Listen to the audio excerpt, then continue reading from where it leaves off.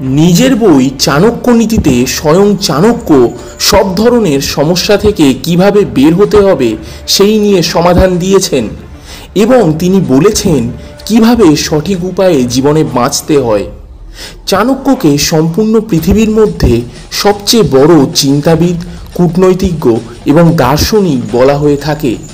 আর আজ আমরা ওনারই বই থেকে পাওয়া 10টি মনোবৈজ্ঞানিক তথ্য বা সাইকোলজিক্যাল ফ্যাক্টস জানতে চলেছি। আপনাদের মধ্যে যারা এখনও লিখিত মোটিভেশন চ্যানেলটিকে সাবস্ক্রাইব করেননি, এখনই তারা করে ফেলুন এই রকম আরও ইউনিক নলেজের ভিডিও সবার আগে পাওয়ার জন্য। চলুন এবার মূল ভিডিওতে ফিরে আসা যাক। 10 নম্বর তথ্য হলো, যে ব্যক্তি নিজের পরিবারের সাথে দরকারের তুলনায় বেশি জড়িয়ে রয়েছে সে ভয়, দুঃখ এবং কষ্ট পেয়ে থাকে, কারণ সকল কষ্টের মূলে রয়েছে অ্যাটাচমেন্ট।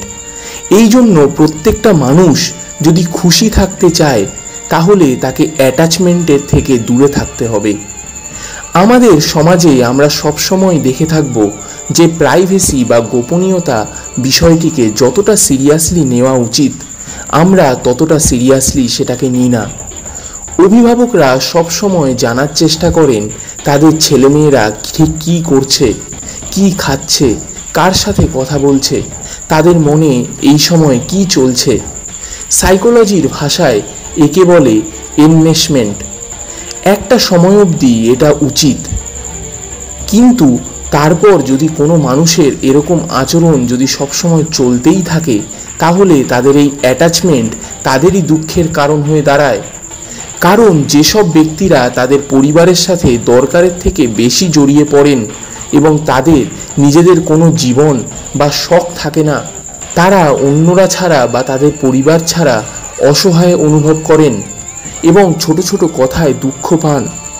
এই জন্যেই চাণক্য বলেন যে কখনোই ভালোবাসার নামে কারোর সাথে জড়িয়ে পড়ে নিজেকে দুর্বল বানাবেন না। 9 নম্বর তথ্য, যেমন একটা আয়না আমাদেরকে নিজেদের ছবি দেখতে সাহায্য করে, তেমনি একটা মানুষের ব্যক্তিত্ব তার বন্ধু মহলকে দেখায়। চাণক্য বলেন যে যদি আপনার বন্ধুরা আপনাকে আরও এগিয়ে যাওয়ার জন্য অনুপ্রাণিত না করে, কেবলমাত্র তাদের দরকারে আপনার খোঁজ করে এবং তাদের সাথে ঘুরে বেড়ানো এবং তাদের বন্ধু বলে ভাবা আপনার বুদ্ধিহীনতার পরিচয় দেয়। চাণক্য নীতিতে চাণক্য বলেছেন যে যে ব্যক্তি আপনার সাথে সুখে, দুঃখে, উৎসবে এবং শত্রুর বিরুদ্ধে আপনাকে সহায়তা করে এবং মৃত্যুর আগে অবধি আপনার সঙ্গ ছাড়ে না, সেই হলো আপনার প্রকৃত বন্ধু। আর বাকি যাদের চিন্তাভাবনা, মতলব কেবল নিজের স্বার্থ চরিতার্থ এবং শুধু সুসময়ে আপনার পাশে থাকা, তাদের আপনার জীবন থেকে বাদ দিয়ে দিন। যখন থেকে আপনি ভাবা শুরু করবেন যে আপনি যে জীবন কাটাচ্ছেন সেই জীবনে আপনার বন্ধুদের ইনফ্লুয়েন্স ঠিক কতখানি, তখন থেকে হয় আপনি আপনার বন্ধুদের কাছে যাবেন নয়তো তাদের থেকে দূরে সরে যাবেন। এটা একটা উদাহরণের মাধ্যমে বোঝাই।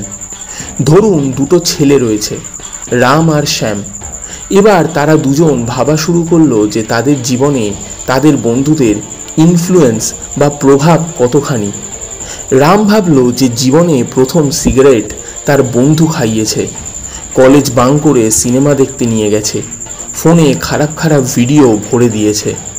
আর তাই রামের আজ পড়াশোনায় মন নেই, সে প্রতিদিন সিগারেট খায়। তার নানান ধরনের খারাপ চিন্তা মাথায় এসে ভর করে। অপরদিকে শ্যামের বন্ধু শ্যামকে আরও 2 ঘন্টা এক্সট্রা অঙ্ক কিভাবে করতে হয় সেটা শিখিয়েছে, কলেজ না গেলে নোটস পাঠিয়েছে, কিভাবে মেডিটেশন করতে হয় সেই সব ভিডিও ফোনে ভরে দিয়েছে। আর তাই শ্যাম আজ আগের থেকে অনেক বেশি সফল, তার পড়াশোনায় এবং তার জীবনে অনেক বেশি সুপ্রভাব দেখা দিয়েছে। এবার দুজন ভাবার পর আপনাদের কি মনে হয় রাম আর শ্যাম কি করবে? আমি বলি, রাম তার বন্ধুদের থেকে দূরে সরে যাবে এবং শ্যাম তার বন্ধুদের আরও কাছে যাবে। তাই চিন্তা করুন, বিচার করুন এবং তারপর সিদ্ধান্ত নিন। বুঝতে চেষ্টা করুন আপনার সত্যিকারের ভালো কারা চায় এবং আপনার খারাপ কারা চায়। যারা আপনার ভালো চায় তাদের আরও কাছে যান, আর যারা আপনার খারাপ চায় তাদের থেকে দূরে সরে আসুন। আর যখন আপনি চিন্তা করবেন, আপনি নিজেই এইগুলি অনুভব করতে পারবেন। 8 নম্বর তথ্য হলো, শরীরের মধ্যে ক্লান্তি নিয়েও সকল সময়ে কাজ করা এবং সকল পরিস্থিতিতে স্যাটিসফাইড বা সন্তুষ্ট থাকা, এই 3টি গুণ আমাদের সকলকে একটি গাধার থেকে শেখা উচিত। আচার্য চাণক্য বলেন যে যেই পশুকে আমরা সবচেয়ে বেশি মূর্খ এবং বোকা মনে করি, তার জীবনধারণের মধ্যেও উইজডম বা বিজ্ঞতা লক্ষ্য করা যায়। ঠিক গাধার মতনই আমাদের বোঝা আমাদের কোনো অভিযোগ অনুযোগ ছাড়া নিজেদেরই বহন করতে হবে, কারণ আমাদের যা যা দায়িত্ব রয়েছে সেগুলোকে পূরণ করা আমাদের কর্তব্য। আর আসল ক্ষমতা তারই রয়েছে যে এই কষ্টের মুহূর্তেও আনন্দ এবং এই কঠিন পরিস্থিতির অর্থ খোঁজার চেষ্টা করে। এই ধরনের মনোভাব ছাড়া কোনো মানুষই সফল হতে পারে না। যদি কেউ এই ধরনের কঠিন পরিস্থিতিতে আনন্দ না খুঁজে কেবল কষ্ট পায় এবং অনুযোগ অভিযোগ করে, তার ক্ষেত্রে এই পরিস্থিতি আরও খারাপের দিকে যায়। বরং যে এটাকে কেবল একটা জীবনের ধাপ বলে মনে করে এবং এক মনে নিজের কর্ম করে যায়, সে এই পরিস্থিতি খুব সহজেই পার করে। 7 নম্বর তথ্য হলো, যেই ব্যক্তির মন স্থির নেই সে অন্যদের মধ্যেও খুশি খুঁজে পায় না এবং নিজে একা থাকলেও সেখানেও খুশি থাকতে পারে না। যখন সে একা থাকে তখন তার অন্য মানুষের সান্নিধ্যের প্রয়োজন হয় এবং যখন সে অন্যান্য মানুষের সঙ্গে থাকে তখন তার একা থাকার ইচ্ছে হয়। কারণ যে ব্যক্তি তার মনকে বশ করতে পারে না, সে ব্যক্তির মন ব্যক্তিটিকে বশ করে নেয়।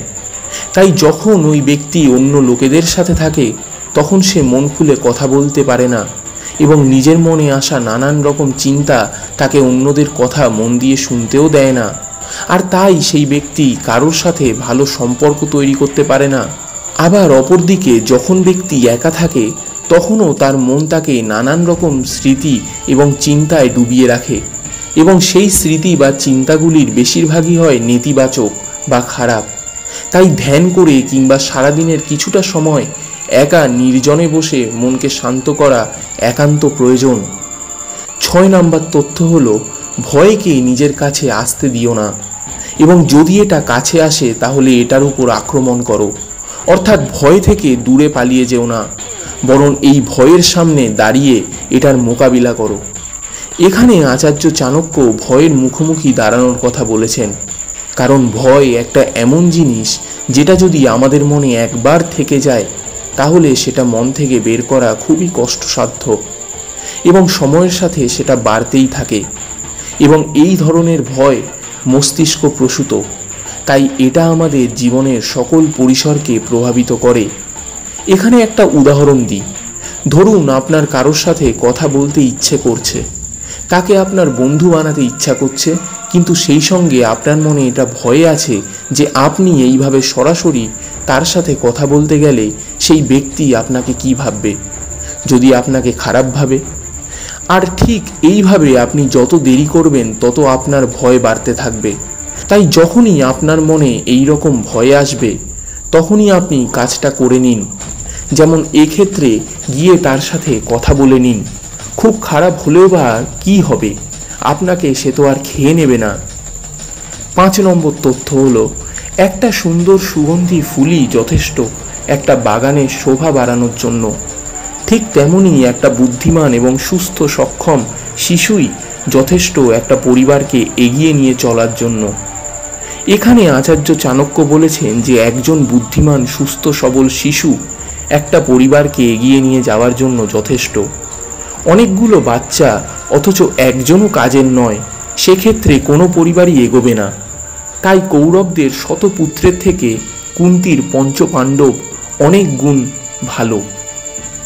একজন সুপুত্র তার সম্পূর্ণ পরিবারকে নিয়ে এগিয়ে চলে, অপরদিকে একজন কুপুত্র তার পরিবারের সম্মান, শিক্ষা এবং অর্জিত ধনসম্পদ সব কিছু নষ্ট করে। 4 নম্বর তথ্য হলো, যে তোমার কথা শুনতে শুনতে এদিক ওদিক দেখে তাকে কখনো বিশ্বাস করবে না। এই রকম মানুষদের বিশ্বাস করা খুবই কঠিন, যারা কথা তো আপনার শুনছে কিন্তু তাদের দৃষ্টি বা চিন্তা পড়ে রয়েছে অন্যদিকে। এই ধরনের মানুষরা আপনাকে কখনোই সঠিক গুরুত্ব দেয় না, ফলে আপনারা কখনোই এদের প্রায়োরিটি লিস্টে থাকেন না। এরা কেবল আপনার সাথে কথা বলে এবং আপনার সঙ্গে সময় কাটায় আপনার থেকে নিজের কার্য সিদ্ধি করার জন্য। তাই সময় থাকতে এদের থেকে দূরে সরে যান এবং এদেরকে নিজের জীবন থেকে সরিয়ে রাখুন। 3 নম্বর তথ্য হলো, ভুল দিকে যাওয়া ভিড়কে অনুসরণ করার থেকে ঠিক দিকে একা চলা অনেক ভালো। অর্থাৎ এই কথাটার মধ্যে আচার্য চাণক্য এটা বলতে চেয়েছেন যে প্রত্যেকটি ব্যক্তিকে নিজের পছন্দসই কাজই করা উচিত। প্রচুর মানুষ একটা কাজ করছে মানে কখনোই এটা নয় যে আমাকেও সেই একই কাজ করতে হবে। আপনি অন্য কিছু করেও সফল হতে পারেন।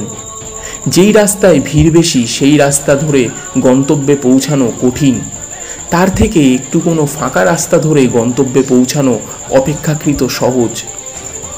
সবসময় নিজের ট্যালেন্ট, এক্সপার্টিজ এবং ইচ্ছের উপর ভর করেই কী করবেন জীবনে তার সিদ্ধান্ত নিন, দেখবেন সফল হবেন।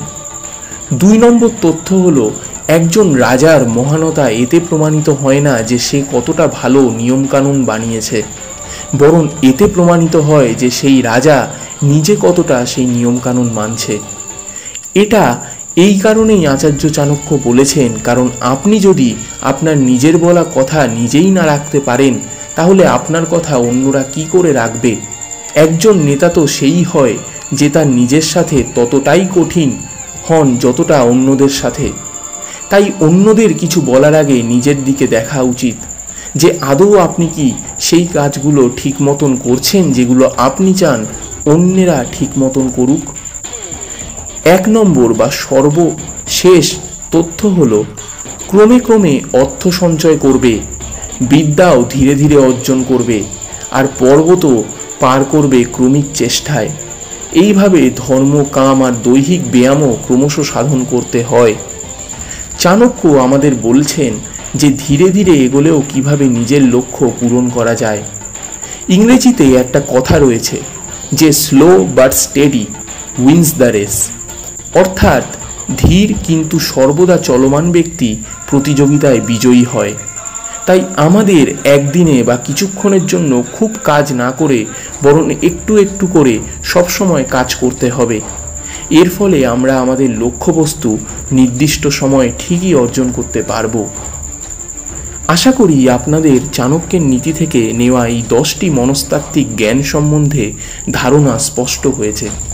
এই তথ্যগুলি নিজেদের জীবনে ব্যবহারের দরুন আপনাদের জীবন অনেক সমৃদ্ধি পাবে এই আশা রাখি। আর এই চ্যানেলে নতুন হলে আমার অন্যান্য ভিডিওগুলো দেখুন, আর ভালো লাগলে সাবস্ক্রাইব করুন। আর এই 10টা তথ্যের মধ্যে কোনটি আপনাদের সবচেয়ে ভালো লেগেছে সেটা আমায় কমেন্টে জানাতে ভুলবেন না। দেখা হবে পরের ভিডিওতে। ধন্যবাদ।